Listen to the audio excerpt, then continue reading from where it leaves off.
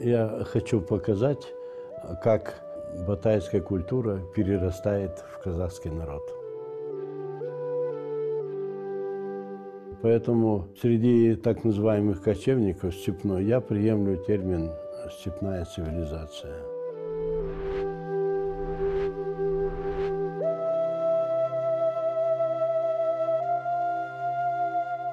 Когда-то земляне ходили пешком, возвращаясь с охоты с тяжелой ношей. Навстречу им конь, грациозный и дикий, игривый огонь.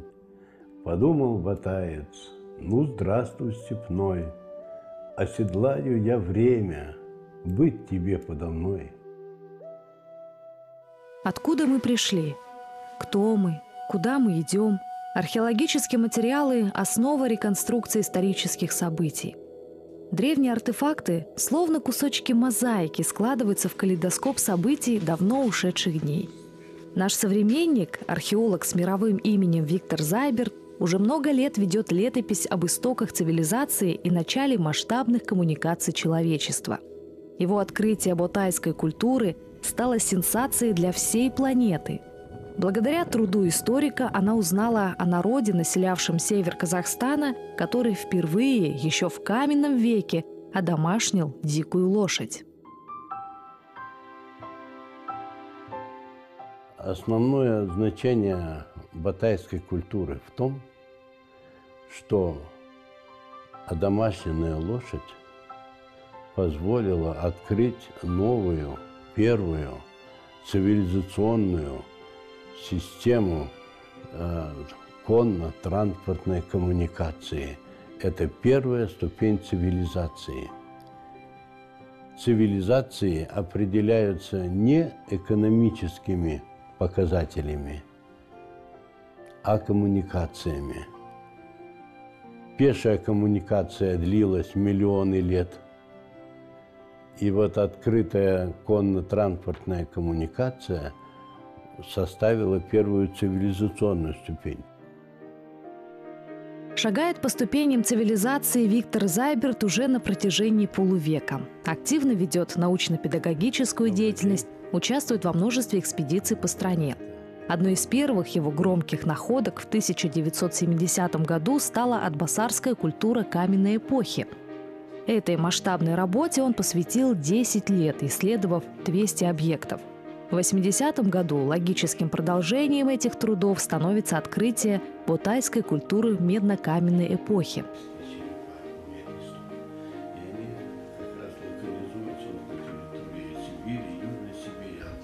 Виктор Федорович Зайберт – один из самых выдающихся археологов в современном Казахстане. Я его знаю очень давно. Когда мы сейчас уже начали осознавать это выдающееся открытие, это дал какой-то импульс своего места вообще в глобальном мире казахстанского общества. Вот. Видите ли, здесь у нас это произошло, и это наши предки, и это способствует формированию, с другой стороны, казахстанского патриотизма, казахского, если хотите. Ух ты! Это Саня тупик. Интересно. Да. Виктор Федорович, смените, пожалуйста. Раньше тоже говорили о центре одомашнивания дикой лошади. Это указывались какие-то разные регионы, южно-русские регионы, еще дальше где-то Ближний Восток, Переднязий и так далее. Ну и вот всем этим спорам положил конец Виктор Федорович Зайберт своим вот этим открытием. Здесь самое главное показать уровень технологического развития того общества. Это время энеолита, то есть это медно-каменный век, начало эпохи полиметалла. Это вот примерно 5000 лет тому назад. Вот как технологическая мысль человека развивалась вот с каких времен, уже с медно-каменного века. И этот процесс происходит на территории современного Казахстана. сразу после окончания института по речке Иманбурлук.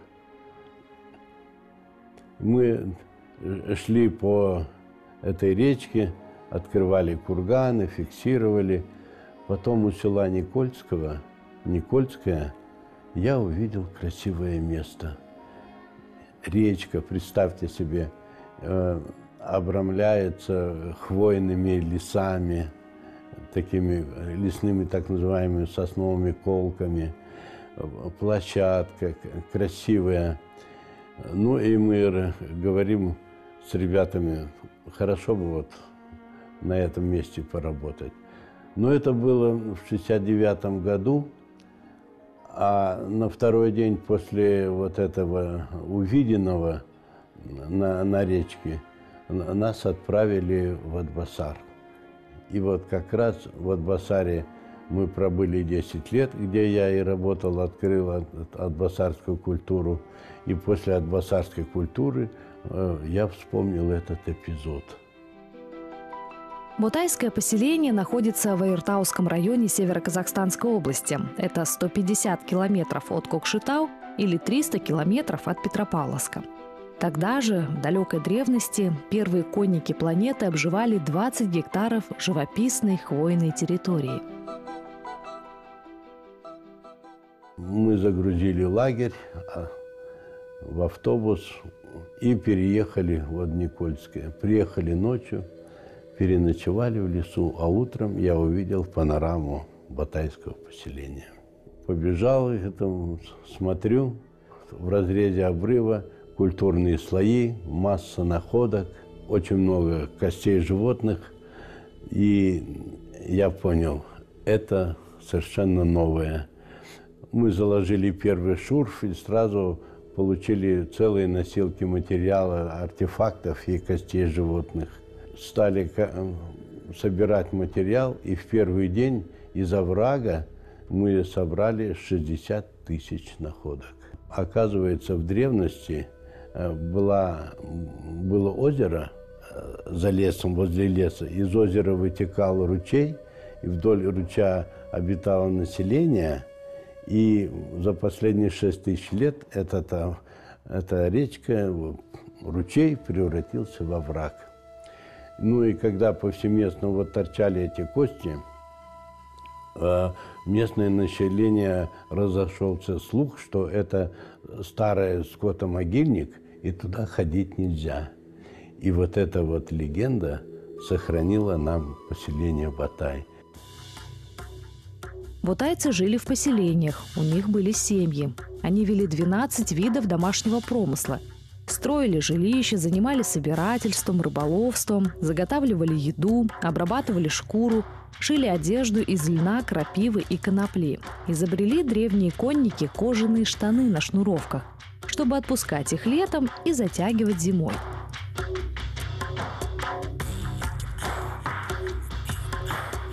Чтобы построить жилище, сначала копали котлован глубиной 60-80 сантиметров и многоугольной формы.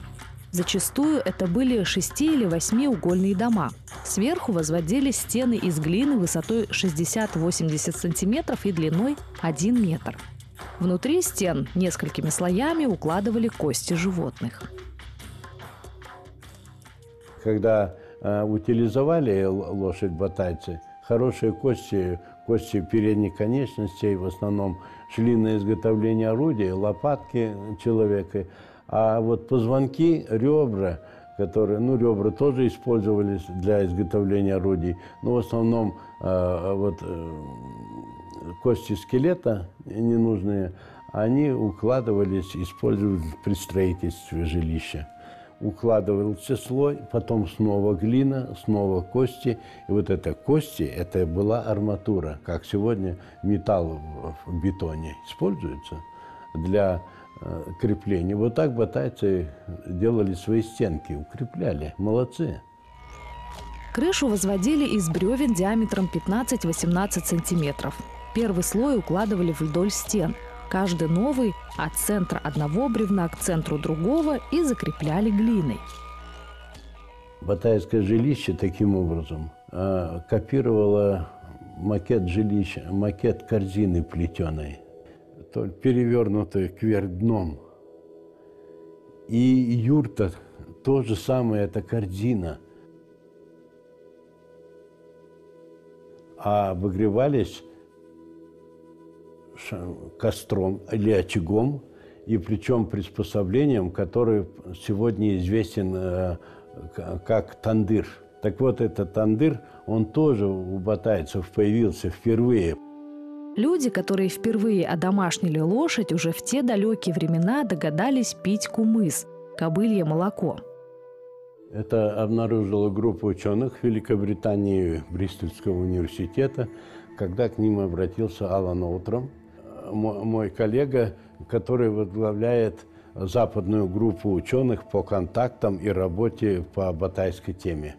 Мы им дали куски керамики, и они выявили в них вот жировые молекулы кумыса. Один из последних анализов, сделанных для батайской культуры, обошелся в 1 000 000 евро. Это все бесплатно для нас. Вот цена наших контактов.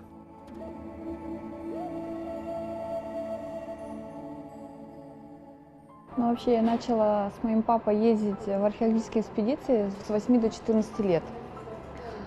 Это был для меня очень познавательный период, потому что археологические раскопки идут в красивейшем месте, в Сосновом Бору. Там волшебный воздух, волшебная природа, рядом озеро Чилкары.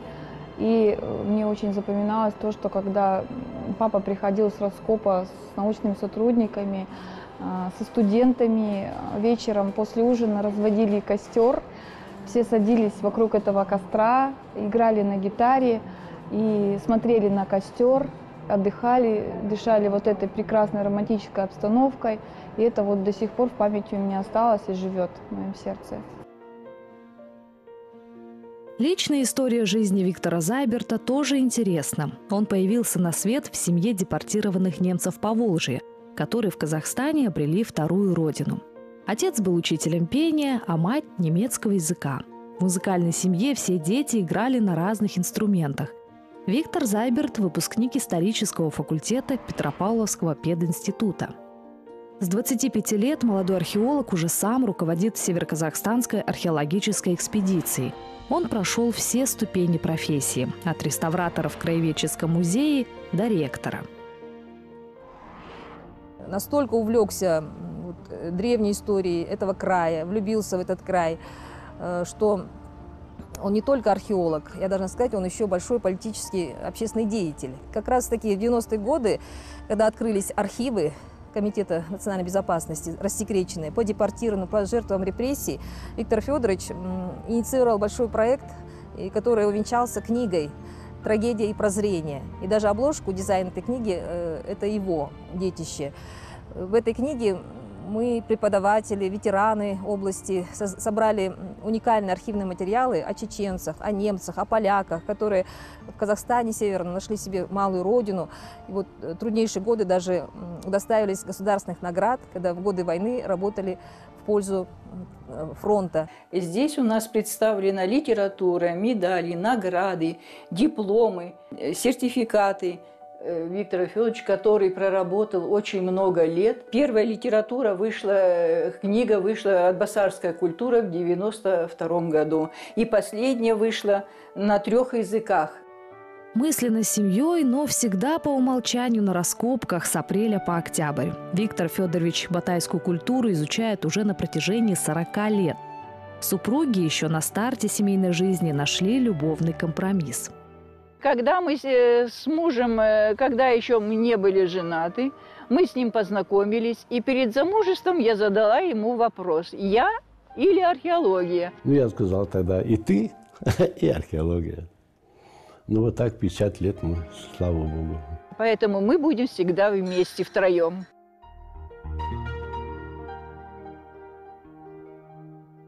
Не просто живется с археологом. Это вечные поездки, это конференции, это раскопки, это выезды на симпозиумы. Но очень часто я с ним выезжаю.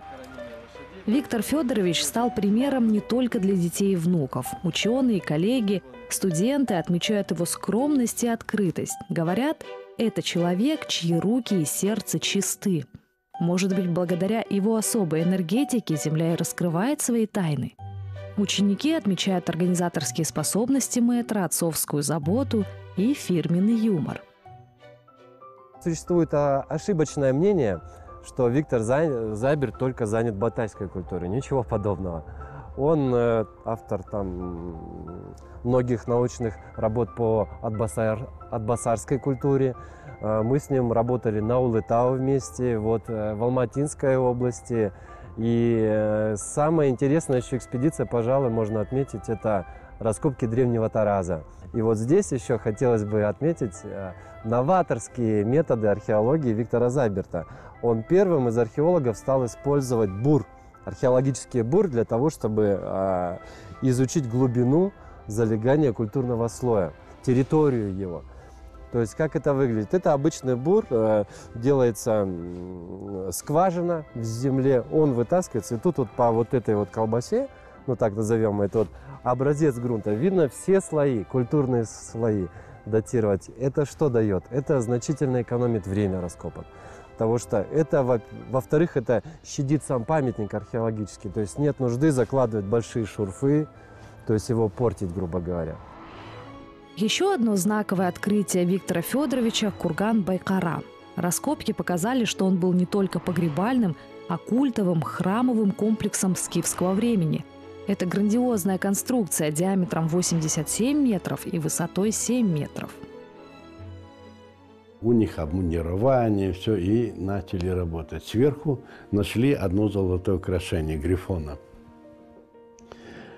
Это все делала германская сторона. Мы должны были убирать эту землю, которую они вытаскивают. Они очень тщательно перебирали, но ничего не было. Сидим, подводим итоги. Грустные, ничего нет. Тогда я даю команду, так позвал своей сотруднице, и она заходит и на большом подносе заносит золотые предметы. 199 изделий. 199 изделий, которые прятались прекрасно от самых лучших раскопщиков мировой археологии. А мой метод был очень простой. Мы взяли эту землю, взяли так называемые эти драги, решето мелкое, одного помощника, это лаборантка моя, сидели и землю перемывали через сито. Промыли, и на сите остались золотые предметы. Они были мелкие, но это разные нашивные бляшки, там даже сохранилась парча золотая. Сегодня эти предметы в Петропавловском музее в фондах.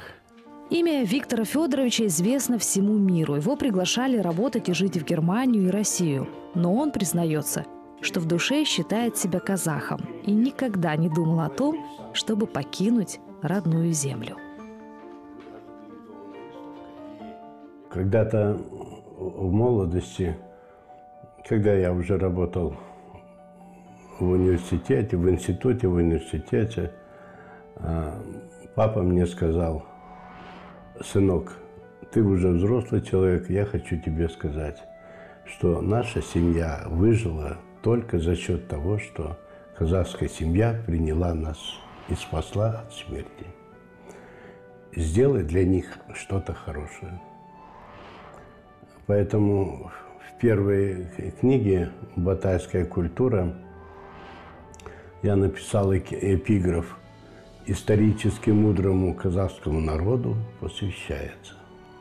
В чем мудрость? Как раз мудрость вот в этой евразийской черте, доброте, сожительстве, альтруизме и аскетизме.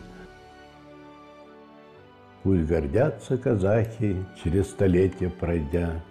У нас первая лошадь, у нас первый кумыс, от нас первый корабль стартовал, ушел ввысь. Так история учит свою землю любить и деяния предков никогда не забыть. Ждут с надеждой потомки, что примут от нас процветающий край и деяния сказ.